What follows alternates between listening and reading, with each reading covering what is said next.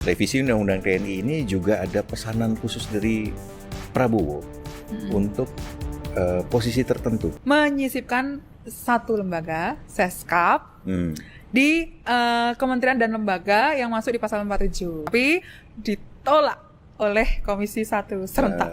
Serentak ya? Serentak. Kenapa? Gitu. Ya, apa spesialnya Seskap? Gitu. Kan Bintang Emon itu ngomong kalau RUU TNI ini dampaknya akan sangat besar ke depan. Dan baru-baru ini RUU itu disahkan kan? Ya sih, di Cina itu kalau orang korupsi langsung dihukum mati. Nggak sama kayak di negara kita. Jadi kayak nggak bisa jadi patokan. Itu dia, bahkan pengesahan RUU TNI ini terjadi di tengah-tengah huru hara. Bayangin aja mereka ngetok palu di saat banyak mahasiswa yang berdemo dan menuntut agar undang-undang ini nggak disahkan. Akhirnya bocor alus rilis video terbaru yang dimana di situ mereka mengatakan siapa di balik RUU TNI dan muncullah inisial depan P belakang O. Kita tahu ya teman-teman semua. Banyak penolakan di mana-mana sampai demo pun rusuh di mana-mana. Tapi DPR tetap mengesahkan dan DPR tentunya Ketua DPR Puan Maharani mengatakan menghimbau kepada rakyat untuk membaca draft dari undang-undang tersebut dan untuk memahami agar tidak salah paham. Jauh hari masyarakat pun sudah tahu ya apa yang dirubah dan bagaimana kelanjutan nantinya ketika undang-undang TNI disahkan dan apa dampak yang terjadi untuk rakyat kebanyakan. Sementara rakyat menginginkan RUU perampasan aset untuk segera diketuk, tapi nyatanya per hari ini pun belum juga terjadi. Ternyata ada juga loh permintaan dari Pak Prabowo yang ditolak oleh DPR. Revisi Undang-Undang TNI ini juga ada pesanan khusus dari Prabowo untuk posisi tertentu. Ya. Nah, apa itu, Jah? Jadi Pramsen, ada dua narasumber yang dihubungi oleh seorang utusan. Utusan itu datang dari pemerintah. Banyak amat sih utusan ini ya. Utusan Jokowi, Pak Hasto gitu ya. Utusan khusus presiden. Ya kan, artis ya kan. Nah, itu utusan itu membawa pesan untuk menyisipkan satu lembaga, Seskap, di kementerian dan lembaga yang masuk di pasal 47. Sesmilpres. Ya. Iya, tadinya Seskap. Nah, sampai detik akhir itu diminta dimasukkan Seskap. Gitu, tapi ditolak oleh Komisi 1 serentak. Serentak ya? Serentak. Kenapa? Gitu. Ya, apa spesialnya Seskap? Gitu. Nah, Seskap yang sekarang ini kan posisinya berarti di bawah Sesmil dan setara dengan eselon 2. Bukan Seskap model Pramono Anung yang setara menteri. Jadi jauh banget nih jenjangnya. Ya. Gitu. Tapi yang itu bisa tuh merintah menteri ya kan? Yang mana? Yang Ono. Yang Ono ya, ya emang kan? eselon 2 rasa menteri gitu ya. Iya. Bukan, eselon 2 rasa perdana menteri. Semua menteri takut tuh sama dia loh. Iya. Kenapa begitu diistimewakan sih? Karena ini Pram, jadi buat para menteri segala macam untuk mengakses Prabowo lewat TNI ini. Oke. Ya tapi kan dia tidak akan selamanya berada di situ dong. Dan sebetulnya kita juga sudah pernah menulis di 100 hari edisi 100 hari Prabowo ya, edisi 100 hari Prabowo, bagaimana peran si Seskap ini untuk keseharian Prabowo, termasuk mengatur suhu kolam renang ketika Prabowo pergi ke luar negeri. Bisa dibaca lah. Bisa dibaca. Oke, ini dibahas dengan sangat cepat ya. Revisi ini, tapi kemudian di saat akhir kita kayaknya mendapatkan informasi bahwa ada perubahan lagi nih. Ada. Seperti apa? Sebenarnya ada perubahan yang menyangkut soal substansi. Misalnya soal usia pensiun, terutama di bintang 3. Nah, itu diminta Prabowo langsung kepada pimpinan Komisi 1 ketika bertemu di Istana Negara. H-1 sebelum disahkan revisi undang-undangnya. Hari Rabu ya? Hari Rabu gitu. Jadi ada perubahan di malam hari sebelum pengesahan, padahal sudah diputuskan di tingkat 1, di panja tingkat 1. Enak ya? Pembahasannya kemudian berubah ke istana gitu. Terus kemudian diakomodasi lagi di DPR lagi. Betul. Wah, ini bikin undang-undang kok semacam ini ngawur ya. Tapi perubahannya apa detailnya nanti ada di majalah Tempo aja. Nah, kita juga sempat mendapatkan informasi bahwa draft ini sebenarnya milik Gerindra dan PDIP. Betul. Gimana tuh Sen? Apa artinya itu Sen? Ya karena pemerintah yang berkuasa sekarang Gerindra, ketua panjanya PDIP. Begitu. Jadi ada beberapa orang PDIP cerita begini Pram, jadi PDIP punya kepentingan besar ingin mengawal revisi Undang-Undang TNI ini agar tidak menjadi seperti di era Orde Baru. Dalam artian difungsi itu tadi yang nanti seluruh kementerian lembaga itu bisa ditempatkan militer begitu. Makanya ditaruhlah Utut Adianto sebagai ketua panja dan sejumlah politikus PDIP di anggota Panja Ya, begitu. ya, dan Utut juga dulu pernah ngomong sama gue ya, mungkin juga ngomong sama kalian ya, bahwa dia bertekad untuk mengawal Revisi undang-undang ini. Betul. Gitu. Oke, baik. Makasih banyak. Kalau saya, persepsi pribadi saya, kalau ada keliru tolong teman-teman luruskan. Kalau saya itu melihat untuk mengatasi kekisruhan yang terjadi di akhir atau di awal kepemimpinan Pak Prabowo dan di akhir triwulan pertama ini, ada 4 tokoh besar yang harus duduk bersama. Ya, Baik menurut suka abang, atau tidak. menurut abang siapa orangnya? Yang pertama itu Sri Sultan Hamengkubuwono. Yes. Kita juga jangan menutup mata kedekatan Sri Sultan dengan Megawati.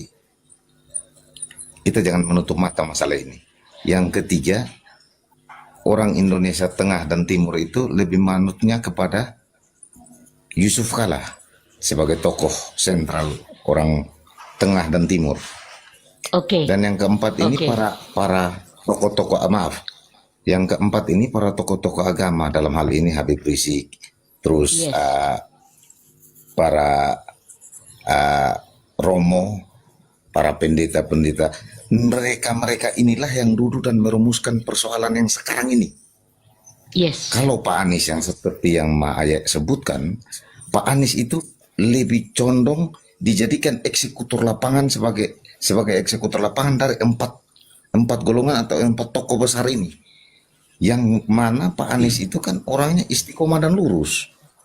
Ketika dikasih amanah, ketika dikasih mandat, dia akan menindaklanjuti amanah dan mandat itu sesuai dengan amanah dari rakyat. Nah, ini yang kita harus saling sharing tentang persoalan kebangsaan seperti ini. Betul. Karena kalau kita yang muda diam, kondisi ini makin diperparah nanti dengan resesi ekonomi ke depan ini. Hukum yang tidak melewati proses dialog publik yang lengkap, sehingga dialognya sesudah jadi undang-undang. Dan gue jadi ingat ya apa kata Pak Anies ketika itu debat di Pilpres. Jadi ketika undang-undang itu muncul, yang pro dengan IKN dianggap pro pemerintah, yang tidak pro itu dianggap oposisi gitu. Ya seperti UU TNI ini yang dimana kita tahulah ya kemarin sampai digerebek di hotel mewah, terus secara tiba-tiba dan cepet banget gitu loh gerakannya, langsung jadi undang-undang sekarang. Dan dari bocor alus juga kita tahu ya bahwasanya DPR juga sempat menolak permintaan dari Pak Prabowo. Wah ternyata begitu ya guys.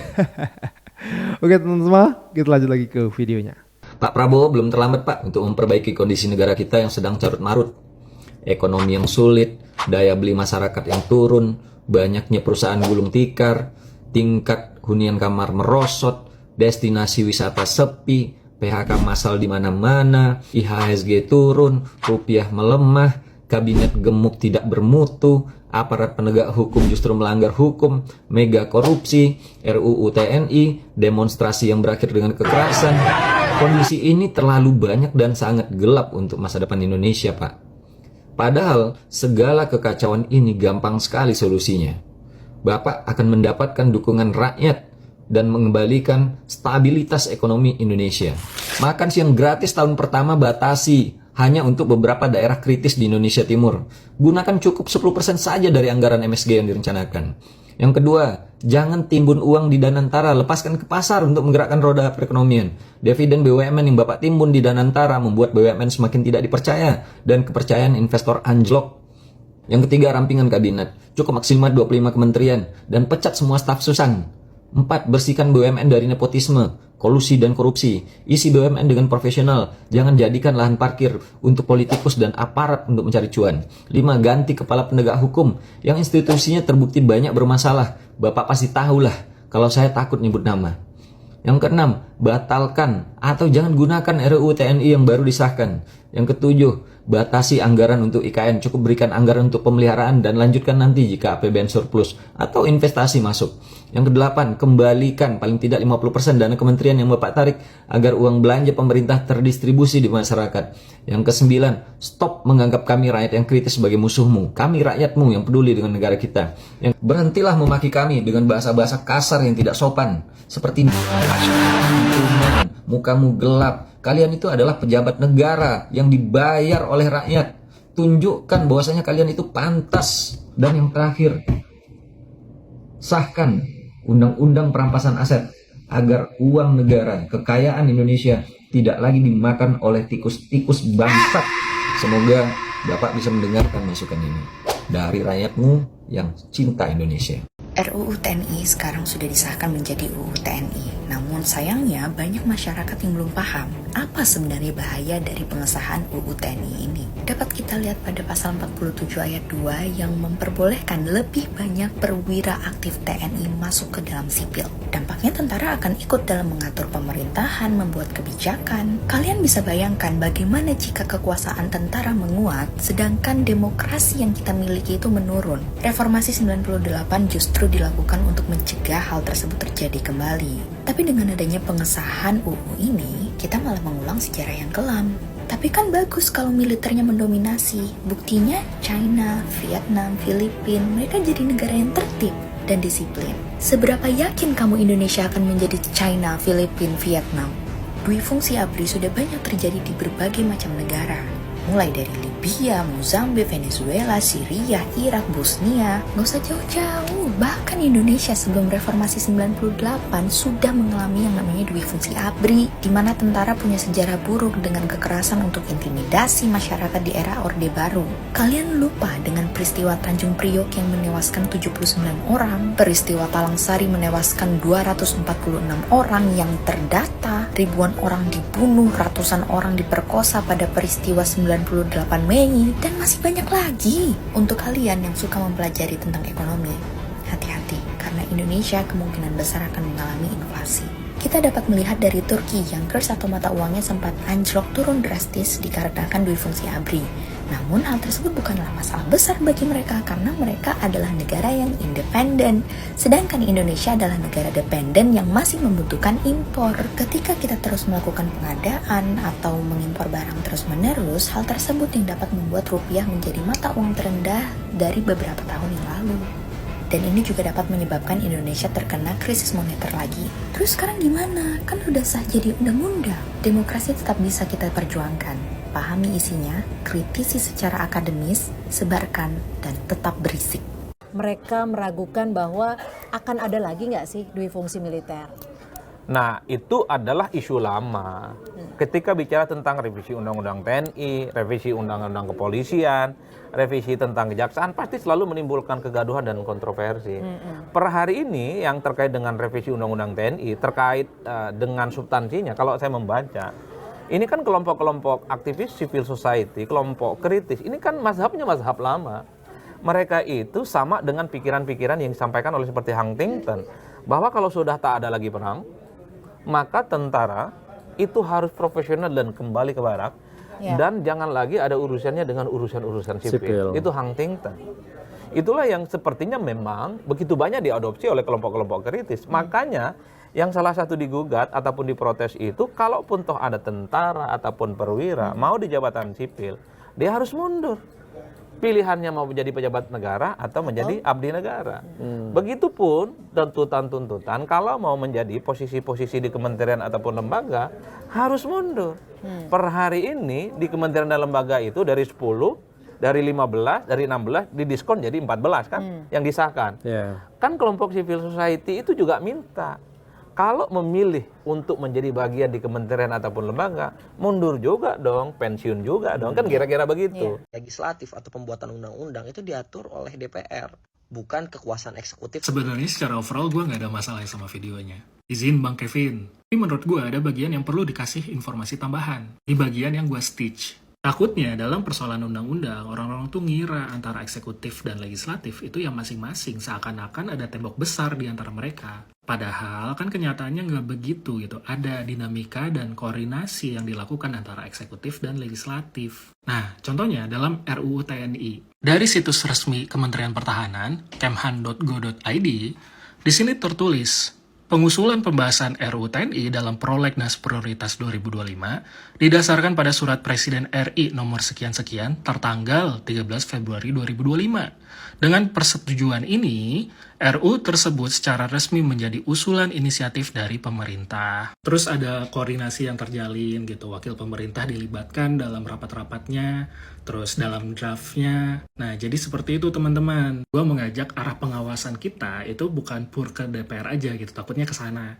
Tapi ke eksekutif juga, karena kedepannya banyak RUU yang harus kita kawal. Terutama yang inisiatifnya dari pemerintah, karena ya ada juga inisiatif yang dari DPR-nya sendiri. Gua tuh mantengin berita terus tahu, RUU Polri ini udah ada surprise-nya atau belum. Oh, kalau KUHAP udah berjalan. Gitu ya, semoga bermanfaat. Pasti tahu Bintang Emon kan? Jadi ada yang kritik narasi dia tentang RUU TNI dengan alasan negara seperti Vietnam dan China sukses karena militernya dominan di negara tersebut. Tapi lo tau nggak? Emon nggak counter balik dengan simpel banget. Yaitu kalau berhasil, Indonesia bakal kayak Vietnam dan China. Tapi kalau gagal, Korea Utara, Somalia, dan Zimbabwe dong. Nah itu dia, kayak yakin banget bukannya korupsi di negara kita nggak kekontrol. Iya, jadi Bintang Emon itu negasin bahwa sebelum bahas RUU TNI, lebih baik beresin dulu RUU perampasan aset, biar koruptor itu nggak makin bebas. Apalagi banyak masyarakat yang trauma dengan dui fungsi TNI di masa Orba, yang bikin mereka pesimis kalau kita bisa kayak Cina atau Vietnam. Karena kalau nggak hati-hati, justru jatuhnya nanti kayak Korea Utara. Bahkan Bintang Emon itu ngomong kalau RUU TNI ini dampaknya akan sangat besar ke depan. Dan baru-baru ini RUU itu disahkan kan? Iya sih, di Cina itu kalau orang korupsi langsung dihukum mati, nggak sama kayak di negara kita. Jadi kayak nggak bisa jadi patokan. Itu dia, bahkan pengesahan RUU TNI ini terjadi di tengah-tengah huru-hara. Bayangin aja mereka ngetok palu di saat banyak mahasiswa yang berdemo dan menuntut agar undang-undang ini nggak disahkan. Pak Prabowo mulai ketar-ketir karena akan dilengsarkan oleh mahasiswa. Tapi banyak yang salah paham kalau revisi RUU itu untuk mensejahterakan TNI. Padahal kalau diingat kembali tanggal 17 Februari itu, awal demo Indonesia Gelap Jilid 1. Besoknya RUU TNI masuk ke Prolegnas dan dibahas di rapat paripurna DPR. Akhirnya pada tanggal 13 Maret, Menteri Pertahanan Syafri Safrudin menargetkan DPR supaya revisi RUU TNI dikebut sebelum masa reses DPR. Karena dibahas tertutup di hotel dan dibantu Pak Dasko, selaku wakil DPR dari Gerindra, akhirnya revisi itu lebih cepat selesai dan disahkan tanggal 20 Maret pagi. Sayangnya mahasiswa telat beberapa jam ke kantor DPR di Senayan. Jadi mereka tidak bisa mencegah pengesahannya. UU TNI ini akan membuat Pak Prabowo semakin kuat dan otoriter untuk melawan demo dan kritik. Buktinya Pak Prabowo telah mengundang seluruh rektor untuk membahas cara kritik mengkritik. Bahkan mantan Mendikti Pak Satrio membocorkan di podcast kalau sebenarnya Pak Prabowo alergi demo. Kalau menurut kamu Mayor Teddy yang dilantik terpisah dan naik pangkat bukan karena prestasi militer tapi karena jadi sekretaris Pak Prabowo, apakah itu akan membuat Pak Prabowo semakin kuat dan tidak terkalahkan saat melawan demo dan kritik? Aku berada di pihak mahasiswa. Follow kalau ingin suara kamu terwakili. Kak, yang buat peraturan kan legislatif. Apakah presiden ikut andil juga? Ada nggak sih peranan presiden dalam pengesahan undang-undang kayak gini? Pertanyaan yang bagus banget. Untuk menjawab pertanyaan itu kita harus membuka konstitusi kita, Undang-Undang Dasar Negara Republik Indonesia tahun 1945. Kalian bisa lihat di pasal 5, Presiden berhak mengajukan rancangan undang-undang kepada DPR. Jadi Presiden itu punya hak untuk mengajukan RUU kepada DPR. Kemudian di pasal 20, ayat 2, setiap rancangan undang-undang dibahas oleh DPR dan Presiden untuk mendapat persetujuan bersama. Jadi DPR dan Presiden itu membahas dan memberikan persetujuan terhadap rancangan undang-undang. Terus di ayat 4-nya, Presiden mengesahkan RUU yang telah disetujui bersama untuk menjadi undang-undang. Jadi Presiden itu mengesahkan RUU untuk menjadi undang-undang. Jadi walaupun DPR itu mempunyai kewenangan untuk membentuk undang-undang, tetapi peran Presiden itu justru besar banget dalam pembentukan undang-undang. Karena dia bisa mengajukan RUU, terus RUU-nya juga dia juga yang bahas, memberikan persetujuan juga, dan mengesahkan undang-undang.